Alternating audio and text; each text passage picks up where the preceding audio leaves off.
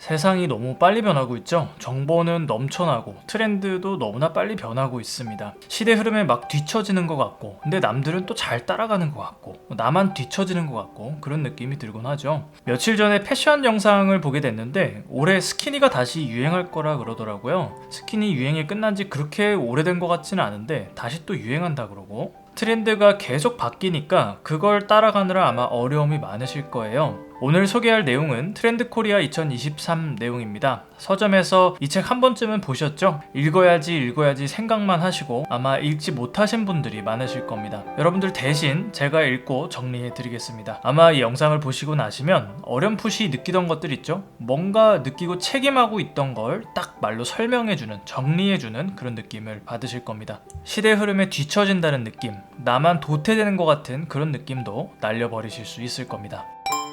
평균 실종.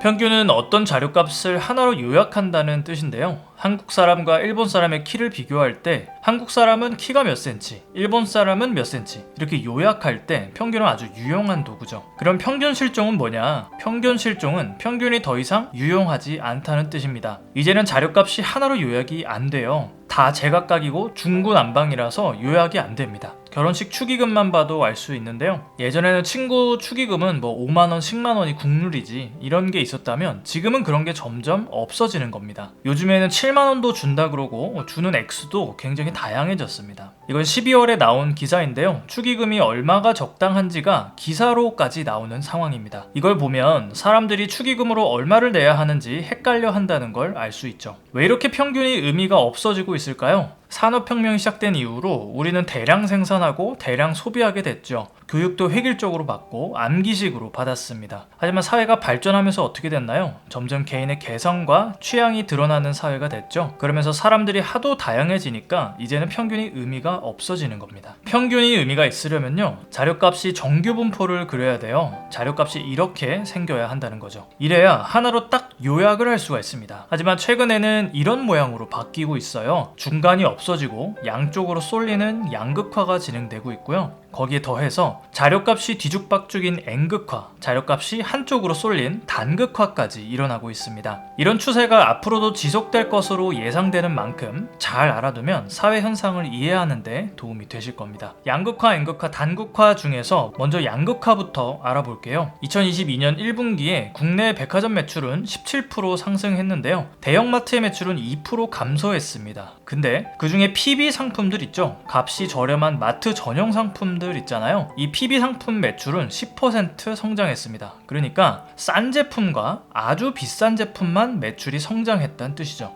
영화 흥행도 양극화되고 있습니다. 범죄도시2 탑건 매브릭은 대흥행을 했는데 흥행에 실패하면서 소리소문 없이 극장에서 내려간 영화들도 많았습니다. 근데 그 흥행 실패한 영화들의 평균 관객수가 과거보다 확연하게 줄었어요. 왜 그러냐면 넷플릭스 같은 OTT가 유행하니까 극장에서 볼 영화랑 OTT로 볼 영화로 너무 뚜렷하게 갈리는 거예요. 이런 영화는 뭐 집에서 넷플릭스로 보지 뭐. 아, 이건 영화관 가서 꼭 봐야겠다. 이렇게 두 타입으로 갈리다 보니까 극장가에서도 양극화가 나타나고 있어요. 정치적 성향도 양극화가 심해지고 있고요. 소득도 양극화가 수십 년째 진행되고 있습니다. 중산층은 갈수록 얇아지고 있고요. 20대에서 30대 상위 20%가 하위 20%보다 35배 더 많은 재산을 갖고 있다고 합니다. 하위 20%가 1억을 갖고 있다 치면 상위 20%는 35억을 갖고 있는 거죠. 이건 우리나라만의 추세는 아닙니다. 미국도 중산층이 갈수록 얇아지면서 양극화가 심해지고 있습니다. N극화도 진행 중인데요. 스포티파이라고 아시나요? 음악 스트리밍 업체인데 미국판 멜론 같은 업체라고 보시면 됩니다. 최근에 이 스포티파이에서 옵스큐리파이라는 서비스를 런칭했는데요. 내가 평소에 듣는 음악 리스트를 가지고 내 취향이 얼마나 대중과 동떨어져 있느냐를 보여주는 서비스라고 해요. 왼쪽으로 갈수록 대중적인 취향이고 오른쪽으로 갈수록 대중적이지 않은 개성 있는 취향이라는 거죠. 그러니까 대중과 다를수록 사람들이 거기에 부심을 느끼게 되는 겁니다. 난 보통 사람과는 달라, 뭐 이런 느낌인가 봐요. 한편 서점도 N극화가 진행 중인데요. 옛날에는 책을 주로 동네 서점에서 샀었는데 요즘에는 동네 서점 찾기가 어렵잖아요. 인터넷 서점이 발달하면서 이렇게 됐죠. 근데 동네 서점이 전부 몰락하고 있는 건 아니더라고요. 충무로에 가면 스페인 책방이라고 있습니다. 스페인 컨셉인데 스페인 요리, 스페인 여행, 스페인 소품 등등 스페인에 관련된 책들을 파는 곳이라고 해요. 또 연남동에 가면 독서관이라는 곳이 있는데요. 책도 빌려주고 글쓰기 강의도 하는 그런 공간이라고 합니다. 스페인 책방, 독서관 같은 서점을 독립서점이라고 부르는데요. 이런 독립서점이 2015년 97개에서 2021년에는 745개로 증가했습니다. 오프라인 서점이 감소하는 와중에 독립서점은 성장하고 있는 거죠. 이것도 다 N극화가 진행되고 있는 사례였습니다. 이번에는 단극화입니다. 인터넷 검색 시장이 단극화의 단적인 예시인데요. 구글의 검색 시장 점유율은 2014년에는 67%였습니다. 그런데 2020년에는 무려 92%까지 치고 올라왔어요. 사실상 거의 독점이죠. 유통시장을 한번 볼까요? 아마존의 유통시장 점유율은 38%인데요. 구글만큼 압도적이진 않지만 2등인 월마트가 6%인 것에 비하면 이것도 엄청난 점유율인 거죠. 동영상 플랫폼도 단극화가 심해졌습니다. 2008년에 국내 동영상 플랫폼 시장은 크게 세 업체가 주도했는데요. 판도라가 42%, 다음 TV팟이 34%, 아프리카 TV가 23%를 차지했었습니다. 2019년에는 유튜브가 무려 88%를 점유하고 있습니다. 유튜브가 88%를 차지할 만큼 소수가 독점하는 단극화가 심해지고 있다. 이렇게 보시면 되겠습니다. 한 장군이 병사들과 강을 건너려고 하고 있었어요. 병사들의 평균 키는 180cm였고 강물의 깊이는 평균 150cm였습니다. 장군은 평균값만 보고 괜찮네 이렇게 생각했고 강을 건너라고 명령했습니다. 좀 지나다 보니까 병사들이 물에 빠져 죽는 게 아니겠어요? 알고 봤더니 강물의 최대 수심이 2m였던 거죠. 평균을 보고 의사결정을 내리면 왜 안 되는지 비유적으로 잘 알려주는 이야기였습니다. 앞으로 평균을 보면 한 번쯤 의심하는 습관을 가져보세요. 점점 평균 값이 의미가 없어지고 있죠. 저 평균이 정말 자료들을 하나의 숫자로 요약할 수 있나? 알고 봤더니 자료값이 양극화, N극화, 단극화 되어 있는 거 아니야? 이런 식으로 한 번쯤 의심해보고 자료값을 자세히 살펴보는 것만으로도 잘못된 의사결정을 막으실 수 있을 겁니다. 알파 세대는 Z세대 다음에 태어난 세대를 말합니다. 2010년에서 2024년 사이에 태어난 세대죠. 근데 A부터 Z까지 돌았으면 다시 A세대라고 이름 붙여야 되는데 알파 세대라고 이름 붙였단 말이죠. 그만큼 과거 세대와 다른 점이 있기 때문에 그렇습니다. 먼저 알파 세대는 어느 때보다 저출산 시대에 태어난 세대입니다. 그만큼 귀하게 자란 특징이 있어요. 학교에 가도 말이죠. 저 때만 해도 한 반에 45명씩 수업을 했는데요. 지금은 한 반에 25명 정도죠. 한 반에 다수가 있을 때에는 아무래도 개인보다 전체가 중시될 수밖에 없습니다. 지금은 그 정반대죠. 전체보다 개인이 중요하게 다뤄집니다. 그래서인지 알파 세대는 자기애가 강하다는 특징이 있어요. 거기에 알파 세대의 부모가 누굽니까? MZ 세대의 M이죠. 밀레니얼 세대입니다. 밀레니얼 세대부터가 3, 4인 가정에서 주로 자랐기 때문에 밀레니얼 세대도 자기애가 강하다는 특징이 있죠. 그러니까 그 자녀들도 자기애가 강한 특징이 있는 거죠. 그리고 밀레니얼 세대가 부모가 되면서 자녀 교육에 대한 인식도 많이 바뀌었습니다. 과거에는 자녀 교육에 성공한 게 뭐냐 이렇게 물으면 자녀가 좋은 직장에 취직하면 그게 성공한 거다 이런 대답이 1위였거든요. 근데 지금은 자녀가 좋아하는 일을 하면 그게 성공한 거다 이런 대답이 1위를 차지하고 있습니다.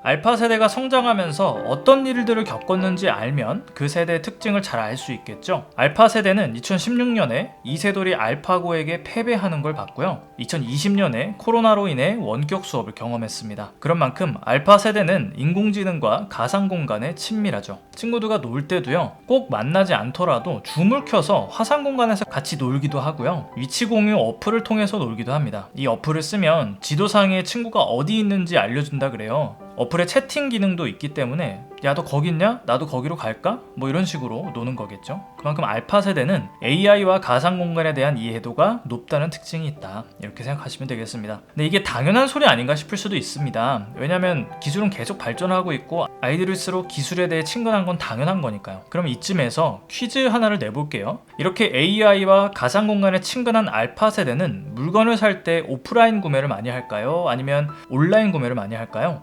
정답은 오프라인 구매입니다. 왜 그러냐 하면 택배가 오면 부모님이 먼저 보겠죠. 그러면 부모님이 내가 뭘 샀는지 알게 되니까 신기하게도 알파 세대는 오프라인 구매를 훨씬 더 선호한다고 합니다. 저는 당연히 온라인 구매를 더 많이 할 줄 알았거든요. 우리가 당연하게 의뢰 그럴 거라고 알파 세대에 대해 넘겨짚고 보면 틀리는 경우가 종종 있을 수 있습니다. 알파 세대를 보면 쟤네들은 이렇게 컸으니까 이렇겠지 을에 넘겨짚지 마시고 어떤 특징이 있나 잘 지켜보시면 좋겠습니다. 오늘 이렇게 2023년 대한민국 트렌드에 대해 알아봤습니다. 어렴풋이 느끼거나 주변에서 들었던 내용들이 좀 더 명확하게 정리가 되셨을 거예요. 살아가면서 평균을 본다면 한 번쯤은 의심을 가져보세요. 요즘 양극화, N극화, 단극화가 심하다던데 저 평균이 정말 의미 있는 평균인가? 이렇게 말이죠. 알파 세대의 특징에 대해서도 알아봤죠. 알파 세대는 자기애가 강하고 가상 공간에 친밀하다는 특징이 있었죠. 하지만 이런 특성을 토대로 알파 세대는 이럴 거야 라고 넘겨짚으면 틀리는 경우도 생길 수 있습니다. 함부로 지레짐작하지 마시고 잘 관찰해 보시면 알파 세대의 특징에 대해 더 잘 아실 수 있을 겁니다. 여기까지 볼수록 부자 되는 채널이었습니다. 다음에 또 더 유익한 영상으로 돌아오겠습니다.